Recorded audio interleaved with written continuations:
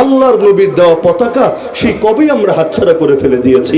বাংলাদেশ মুসলিম দেশ, মুসলমানের দেশের ছাদে ব্রাজিলের পতাকা দেখবেন, আর্জেন্টিনার পতাকা দেখবেন, স্পেনের পতাকা দেখবেন, ইটালির পতাকা দেখবেন, ফ্রান্সের পতাকা দেখবেন, সব কাফের মুশরিকদের পতাকা দেখবেন। এমনকি এখন তো রংধনুর পতাকা ওড়াতে শুরু করেছে, সমকামিতার প্রতীক, এলজিবিটিকিউর প্রতীক। তো সমকামিতার পতাকা উড়বে বাংলাদেশে, তো কালেমার পতাকা যদি খালি কেউ উড়ায়, এটা নিয়ে ওদের গায়ে এমন ভাবে আগুন জ্বলে ওঠে, বলে দেখ দেখ দেখ, বাংলাদেশে জঙ্গিবাদের উত্থান শুরু হয়েছে।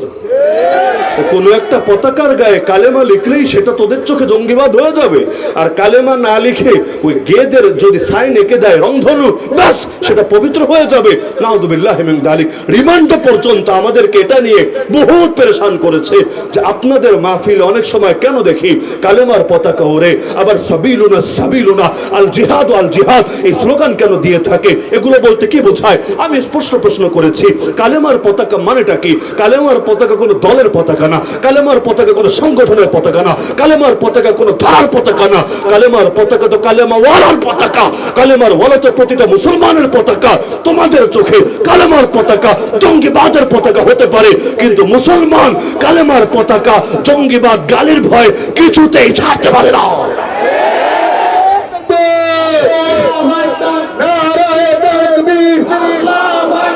মুসলমানের অ্যাকশন, আলেমদের অ্যাকশন, আলী হাসান সাহেব হুজুরের অ্যাকশন, আলী হাসান সাহেব তুমি এগিয়ে চলো, রাজপথ ছাড়ি নাই।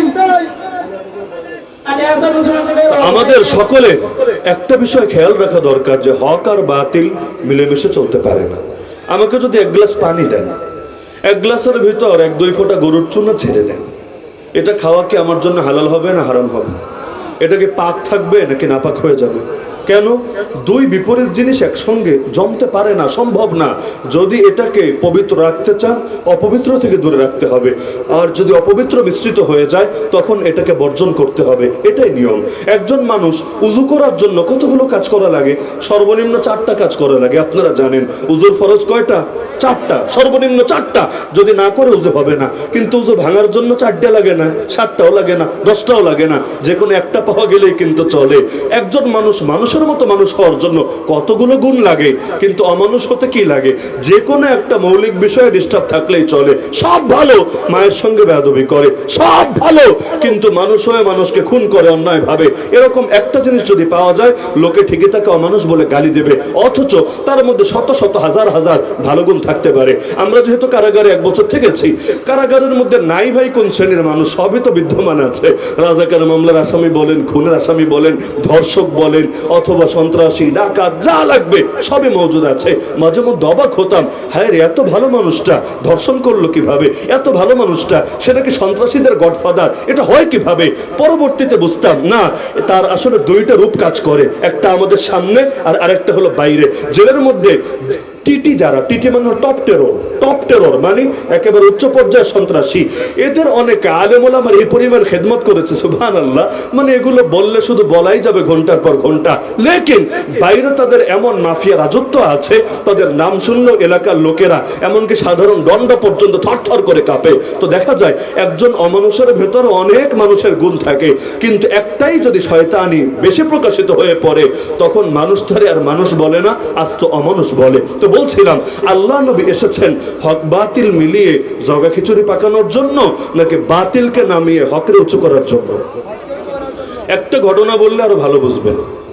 মক্কা বিজয়ের আগের রাতের কথা। আল্লাহ রাসূল সাল্লাল্লাহু আলাইহি ওয়াসাল্লাম হিজরতের 8 বছরের মাথায় মক্কা বিজয় হয়েছে। কাবা থেকে 360টা মূর্তি বিদায় করা হয়েছে। যেদিন মক্কা বিজয় হবে তার আগের রাতের কথা। আবু সুফিয়ান তখনও মুসলমান হয় নাই, কাফের। শুধু কাফেরই না, কাফেরদের সেনাপতি। আবু জাহালের মৃত্যুর পর যুদ্ধে নেতৃত্ব দেয় নিয়মিত। তো সে রাতের বেলা রেকি করতে বের হয়েছে। রেকি বুঝেন? মানে তদারকি করতে যে বাহিনীতে কয়জন সদস্য আছে, অস্ত্রশস্ত্র কি পরিমাণ আছে, খাবার দাবারের আয়োজন কেমন আছে, কয়দিন মোকাবেলা করে টিকে থাকা সম্ভব হবে এদের বিপরীতে ইত্যাদি যাচাই বাছাই সেটাই করার জন্য আবু সুফিয়ান সে নিজেই এসেছে যে নিজের চোখে দেখি যে মুসলমানদের সঙ্গে পাঙ্গা নেওয়া যাবে নাকি যাবে না। কারণ দূর থেকে শুনে শুনেই সবকিছু আইডিয়া করা যায় না, নিজের চোখে দেখলে ভালো ক্লিয়ার হয়।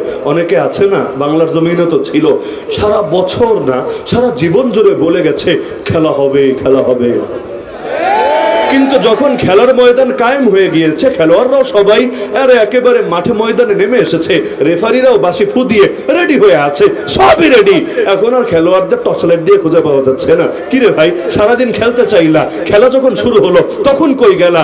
বলবে না রে, নিজের চোখে তো দেখেছি, ব্যাপার কি হয়েছে, এখন খেলোয়াড় তো এত শক্তিশালী হয়ে এসেছে, পরিমাণে এত বেশি নেমেছে, এখন যদি খেলতে নামি খেলার শখই চিরতরে মিটিয়ে দেবে। তো এখন আবু সুফিয়ান এতকাল এত গরম, নবীর সঙ্গে গিয়ে গায়ে পড়ে যুদ্ধ করে, হিরাক্লিয়াসের কাছে গিয়ে পর্যন্ত নবীর নামে ভুলভাল তথ্য দেওয়ার চেষ্টা করে, কত লাইনে কত ষড়যন্ত্র। লেকিন এবার নিজেই দেখে চিন্তা করলো, হায় রে, গরম তো সব কাল সকালে শেষ হবে, এই বাহিনীর মোকাবেলা করা আমাদের কারো পক্ষে সম্ভব না। তো এগুলো বসে বসে চিন্তা করছিল যে ক্ষমতা এভাবেই চলে যাবে, রাজত্ব এভাবেই হাতছাড়া হবে, আরে আমরা ছিলাম এক নাও, লেকিন এখন এসে মোহাম্মদ আমাদের সব দখল করে নিবে, চিন্তায় কোনো কিছু খুঁজেই পাচ্ছে না। আর আল্লাহর কি কুদরত, আল্লাহর জামানায় দেখবেন সিস্টেমটা কি বানান। নবী মুসা আলাইহিস সালাম বড় হয়েছিলেন কার ঘরে? জানেন না সবাই কার ঘরে? ফেরাউনের ঘরে। মানে বাংলায় বললে আমরা বলতে পারি পালক পিতা, কারণ যে পেলে পেলে বড় করে তারই তো পালক পিতা বলে। তো জন্মদাতা পিতা আরেকজন, লেকিন ফেরাউনকে আল্লাহ বানিয়ে দিয়েছিলেন পালক পিতা। যে ফেরাউন তাকে মারার জন্য এতগুলো নিষ্পাপ শিশুকে হত্যা করলো, আল্লাহর কি কুদরত, ওই ফেরাউনের ঘরেই আল্লাহ কিনা তার সবচাইতে, ফেরাউনের সবচাইতে বড় দুশ্মনকে তার ঘরেই বড় করলো। এমনকি বড় হয়ে শেষ না, অবশেষে তার হাতেই তার চিরপতন ঘটলো। আল্লাহ রাসূল সাল্লাল্লাহু আলাইহি সাল্লাম তিনি বড় হলেন কাদের চোখের সামনে? এ আবু জাহাল, এ আবু লাহাব, এ আবু সুফিয়ান, এই উতবা, এই সাইবা, ওদের কাছেই তো। এমন করো সবসময় ভয়ে থাকতো যাতে করে মোহাম্মদ বাইরে কোথাও যেতে না পারে, যা হবে ঘরের ভেতরে হবে, বাইরে গেলে ঝামেলা আছে। বর্তমানে যেমন টেনশনে থাকে, দেশে থাকে থাক, লন্ডন যাতে না যায়, আমেরিকা যাতে না যায়, অমুক দেশে তমুক দেশে যাতে না যায়, না হলে কপালে বিপদ আছে। নবী যে তয়েফে গিয়েছিলেন, তয়েফে যাওয়ার পর আল্লাহ নবীর দাওয়াত যখন কবুল করে নাই, আসার সময় নবী বলে এসেছিলেন, শোনো, দাওয়াত কবুল না করলে নাই, কিন্তু মক্কায় খবর দিও না যে আমি এসেছিলাম। কিন্তু নবী পৌঁছার আগেই ঠিকই খবর দিল, আর জুলুম তারা এত বাড়িয়ে দিল যে এটা সহ্য করা কারো পক্ষে সম্ভব না। অবশেষে হিজরতের বিধান আসলো। তো তারা এত খেপে গেল কেন? যে নিজেদের ভেতরে থাক শক্তি কতটুকু আছে আমরা আইডিয়া করতে পারবো, লেকিন বাইরে যদি চলে যায় তাহলে ধীরে ধীরে সংঘবদ্ধ হয়ে পরে যদি আমাদের উপর হামলে পড়ে, হতে পারে সেই স্রোত আমরা কিছুতেই রুখে দিতে পারবো না। মজার একটা তথ্য দিই, আপনি প্রকাশ্যে যা কিছুই করেন, দিন কায়েমের কথা বলবেন আর যা বলবেন প্রকাশ্যে বলেন, সব অ্যাক্টিভিটিস প্রকাশ্যে করেন, রাজনৈতিক যে কোনো কার্যক্রম প্রকাশ্যে পরিচালনা করেন, হ্যাঁ গোয়েন্দারা নজরদারিতে রাখবে অল টাইম, আপনার ডিভাইস থেকে শুরু করে আপনার ব্যক্তি অল টাইম নজরদারিতে রাখবে, কথা সত্য। কিন্তু আপনার বিরুদ্ধে ডাইরেক্ট অ্যাকশনে হয়তো নামবে না, 1 বছর 2 বছর 1 যুগ 2 যুগ খালি দেখবে আর দেখবে আর দেখবে। এক হুজুরের নামে বিশাল বিশাল আমলনামা বানায়, মানে খাতার পর খাতা, কবে কার সাথে ফোনে কি আলাপ করেছেন, এমনকি বউয়ের সঙ্গে কি আলাপ করেন, এটা বউ শোনে পরে, ওরা শোনে আগে, সব কিছু আমলনামা জমা হতে থাকে। এটা নিয়ে ওরা বেশি চিন্তিত থাকে না। কেন? যা হচ্ছে ভালো হোক মন্দ হোক চোখের সামনেই তো হচ্ছে। ওরা ভয় পায় কাদেরকে জানেন? সারা দুনিয়া যে মুসলমান না জানি গোপনে গোপনে কিছু করে বসে, যে উপর দিয়ে হয়তো হুঙ্কার নাই, উপর দিয়ে হয়তো দিন কায়েমের কোনো স্লোগান নাই, কিন্তু ভেতরে ভেতরে আগুন জ্বলছে, ভেতরে ভেতরে কোনো প্ল্যান পরিকল্পনা আছে, এত ভয় করে এটাকে। আরে খালি বাংলাদেশ না, খালি ইন্ডিয়া না, খালি রাশিয়া না, খালি আমেরিকা না, গোটা দুনিয়া ভয় করে। কারণ জানে যে মুসলমানদের সব কিছুর মোকাবেলা ওরা হয়তো অস্ত্র দিয়ে করতে পারবে, কারণ অস্ত্রের শক্তি ওদের কাছে বেশি আছে। কিন্তু মুসলমান যদি নিজেকেই ফেদা করে দেয় ওদের মোকাবেলায়, আর গোপনে গোপনে এভাবে যদি ওদের উপর হামলে পড়ে, যত বড় শক্তি থাকুক না কেন ওরা কিছুতেই পারে না মুসলমানদের শোধকে রুখে দিতে। এখন সেপ্টেম্বর মাস 22 তারিখ, গত বছর যান 2023 7ই অক্টোবর। দিনটা মনে থাকার কথা আপনাদের। হামাসের মুজাহিদিনরা একসঙ্গে গিয়ে হামলে পড়লো যুগের আবাবিল হয়ে, প্যারাসুটে উড়ে উড়ে। মাশাআল্লাহ, কি সুন্দর দৃশ্য। এমনকি পা নাই এমন মুজাহিদও আসমানে উড়ে উড়ে গিয়ে ওদের কলিজার মধ্যে আঘাত করলো। মনে আছে নাকি নাই? এমনকি সেই জিহাদ আজও জারি আছে, তুফানুল আকসা শিরোনামে। এটা নিয়ে গোটা দুনিয়া কলিজার পানি শুকিয়ে গিয়েছিল যে হায় রে, কিভাবে সম্ভব? মোসাদ দুনিয়ার বলতে গেলে 1 নম্বর গোয়েন্দা সংস্থা। ইসরায়েল কি নাই ওদের, কি নাই? আয়রন ডোম থেকে শুরু করে যত ধরনের প্রতিরক্ষা ব্যবস্থা দরকার সবই তো আছে, কিন্তু খুঁজেই পাচ্ছে না। ফিলিস্তিন পুরো দেশটাই একটা জেলখানার মতো। এখানে সব কিছু ওদের কন্ট্রোলে, সব ওদের নিয়ন্ত্রণে, প্রতিটা জিনিস ওদের নজরদারিতে। কিন্তু মাঝখান থেকে এত বড় পাওয়ার সংগ্রহ করলো কিভাবে? 2001-এর আগে আমেরিকার এরকম একটা দাপট ছিল যে সারা দুনিয়ার খোদা সে। আর ওদিকে রাশিয়ারও পতন, সোভিয়েত ইউনিয়নেরও পতন। এখন সারা দুনিয়া চলবে আমেরিকার কথায়, আমেরিকার ইশারায়। একবার এই দেশে মারে, একবার ওই দেশে মারে। সারা দুনিয়া তখনও গুন্ডামিয়া সন্ত্রাসী জারি রাখছিল। তো 2001-এ নিজেরাই ভেবে পেল না, একই দিনে টুইন টাওয়ারে আঘাত, একই দিনে তাদের শ্রেষ্ঠ শ্রেষ্ঠ সবগুলো পয়েন্টের মধ্যে আঘাত। এমনকি হোয়াইট হাউসের দিকেও একটা বিমান যাচ্ছিল, তবে আল্লাহর হুকুম হয় নাই, মাঝপথে ক্রাশ করেছিল। বাকি সবগুলো কলিজার মধ্যে আঘাত। আর যায় কই? আমেরিকা সারা দুনিয়ার বিরুদ্ধে জিহাদের ঘোষণা, ওদের ধর্মীয় যুদ্ধের ঘোষণা, ক্রুসেডের ঘোষণা দিয়ে দিল। কেন? ওরা এটা নিয়ে ভয়ে থাকে, মুসলমান যা করবে প্রকাশ্যে করুক, আড়ালে গোপনে কিছু না করুক। কেউ যদি মারা যায়, তার আত্মীয় স্বজন থাকে, যদি খুব কান্নাকাটি করে মানুষ, তাহলে একদিকে তো কষ্ট পায়, আরেকদিকে খুশি হয় যে শোকটা হালকা হয়ে যাচ্ছে। যদি এমন হয়, আপনারা ভালো বোঝার কথা, কেউ মারা গিয়েছে কিন্তু কাঁদে না, একদম শোকে পাথর হয়ে গেছে, হয় নাকি হয় না? আরে হয় নাকি হয় না?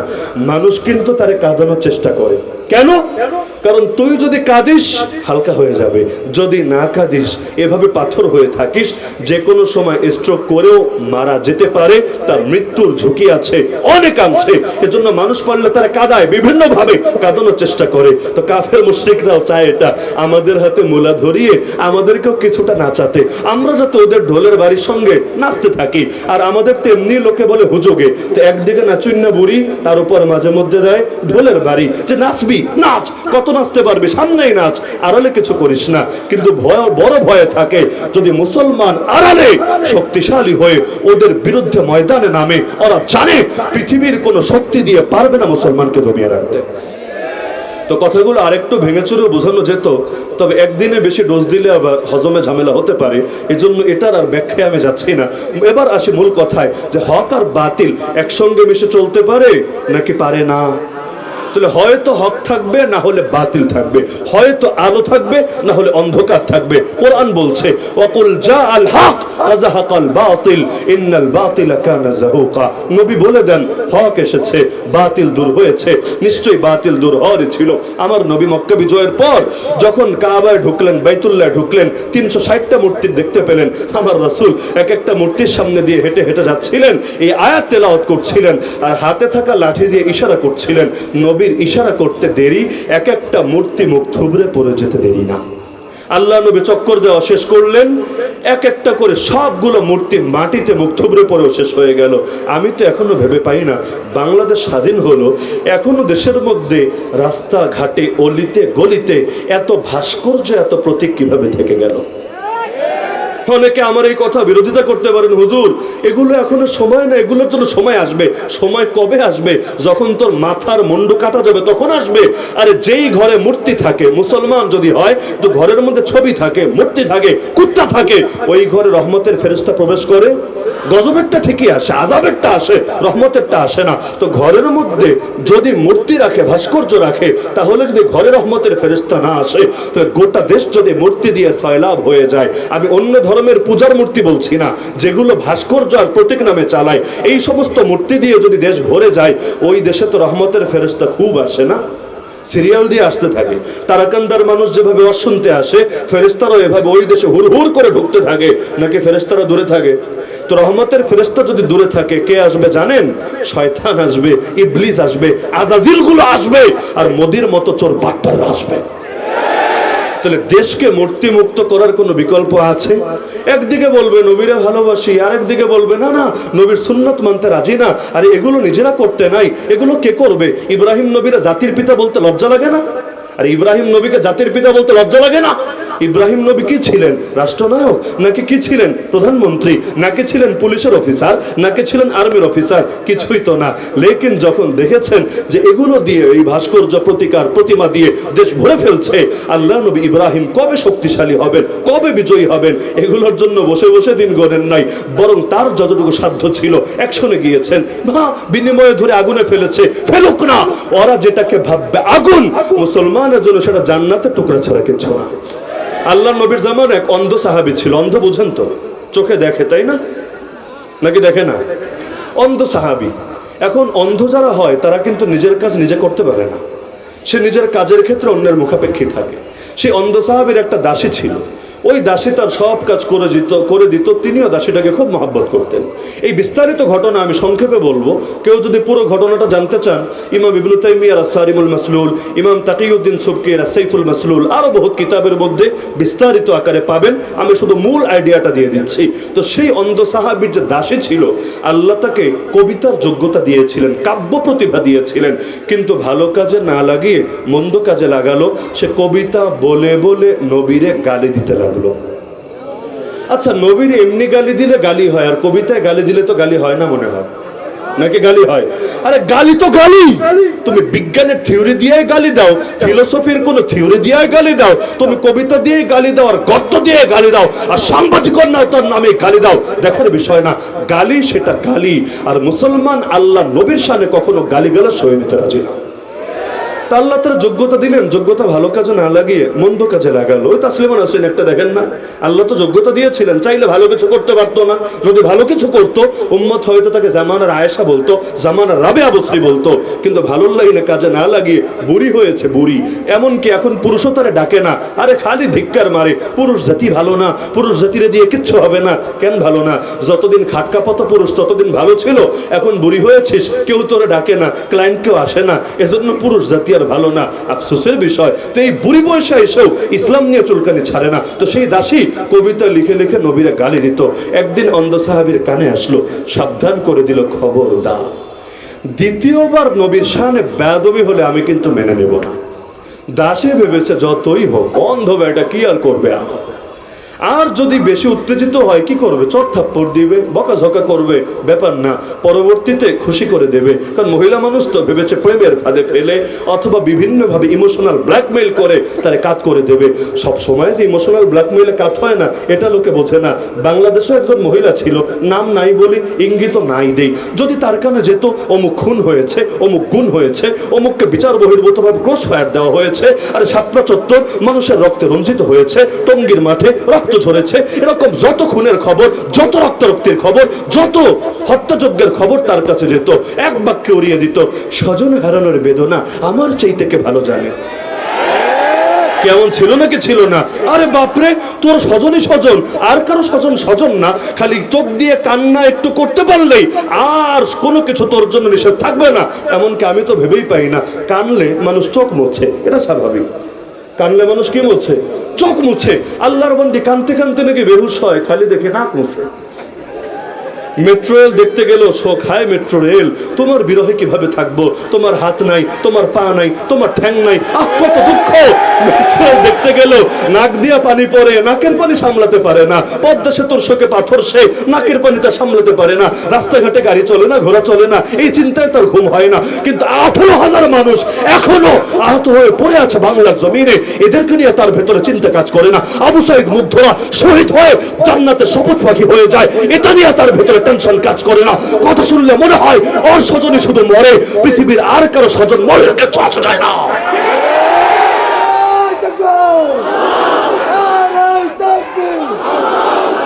কোরআনের আলো, ইসলামের শত্রুরা, বিশ্বনবীর দুশ্মনেরা বাংলা একটা কথা বলে কামা তাদিনু তুদানু, আরবিতে বলে কামা তাদিনু তুদানু, যেমন করবা তেমন পাবা, যেমন কর্ম তেমন ফল। তো সারা জীবন এই কর্মগুলো যদি করে আল্লাহ ফল দুনিয়ার বুকেই দেখিয়ে দেন। যেদিন পতন হয় মিষ্টির দোকান খালি হতে সময় লাগে না। এমনকি আমি তো অনেকে জানেন তখন এয়ারপোর্টের ভেতরে আটকা, মানে ঢাকা এয়ারপোর্টে এমন ভাবে আটকা, এয়ারপোর্টের বাইরেও এখন বের হওয়া সম্ভব না, পুরো ব্লক করে রেখেছে। কেন?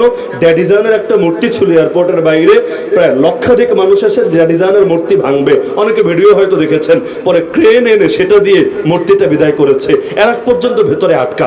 কিন্তু সবার কানে সংবাদ পৌঁছে গেছে যে মহিলাটা বিদায় হয়েছে, বাংলাদেশ মুক্ত হয়েছে। আর যাই কই, এখন মিষ্টি মুখ করবে কিভাবে? এয়ারপোর্টের ভেতর তো মিষ্টির দোকান টোকান নাই, যে অংশে আছে ওই অংশে আবার আমরা না, যেখানে আছে ওখানে কোনো দোকানপাট নাই, তো মিষ্টি মুখ করবে কিভাবে? তো সৌদি আরব থেকে যারা এসেছিল এদের কাছে তো সাধারণত খেজুর থাকে না, বিভিন্ন রকম খেজুর, আজোয়া খেজুর, মারিয়াম খেজুর, আল্লাহর বান্দারা খেজুর তো আনে বাড়িতে নেওয়ার জন্য। কিন্তু খুশি হয়েছে এত বেশি, এয়ারপোর্টের মধ্যে প্রথমেই যে কাজটা সবাই মিলে করেছে, ড্যাডিজানের যতগুলো মুখা ছিল যেখানে যেখানে ছিল, ড্যাডিজান বুঝতে পারছেন তো, পাপা আর কি, জাতির পাপা, পাপা অফ দ্য নেশন, ওই পাপা অফ দ্য নেশনের যে কয়টা মূর্তি ছিল, ছবি ছিল, সবগুলো সরিয়েছে। এরপর খেজুর যার যা ছিল এমন ভাবে বিলি করেছে মনে হচ্ছিল আরে যেন ঈদ নেমে এসেছে।